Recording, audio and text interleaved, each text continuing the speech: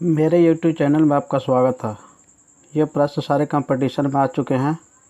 पहला प्रश्न है, रुच का विलोम क्या होता है? तो इसका आंसर है स्निग्ध। सवाल नंबर स्क्रीन पर दूसरा आ रहा है, सूक्ष्म का विलोम शब्द क्या है? ये परीक्षा में बार बार आते हैं। इसका आंसर है स्थूल। सवाल नंबर तीसरा कह रहा, विघटन का विलोम शब्द क्या होता है? तो विघटन का विलोम संगठन होता है। इसका बाद चौथा प्रश्न है, अनायास का विलोम क्या होता है? तो अनायास शब्द का विलोम आंसर इसका आयास होता है।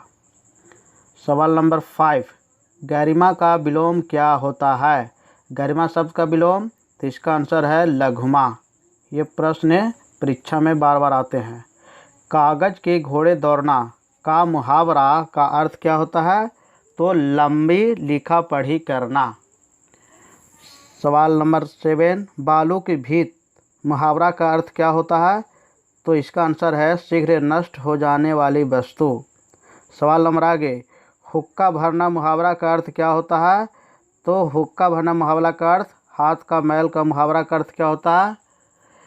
तो इसका आंसर है अत्यंत तुच्छ शब्द। सवाल नंबर 10, सिर पर उठाना या सिर पर उठना मुहावरा का अर्थ तो शोरगुल करना। सवाल नंबर आगे, आग लगे पर पानी कहाँ मुहावरा का अर्थ क्या होता है? तो इसका आंसर है व्यक्ति पर अभिष्ट वस्तु नहीं मिलती है। सवाल नंबर आगे, मधुशाला के लेखक कौन सा है? बहुत इंपॉर्टेंट प्रश्न है। इसका आंसर है हरिवंश राय बच्चन। ये परीक्षा में बहुत बार आ चुके हैं।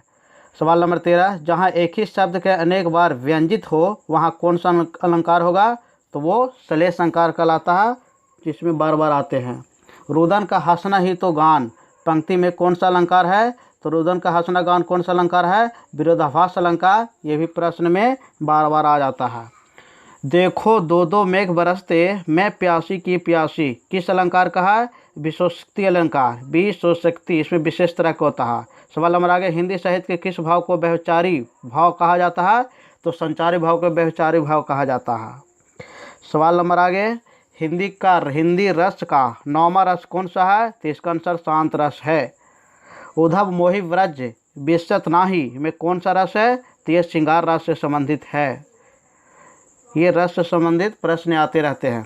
वीर रस का अस्थायी भाव क्या है? तो वीर रस का अस्थायी भाव उत्साह है। ये रस सारे याद रखना पड़ेगा, परीक्षा के लिए इम्पोर्टेंट है।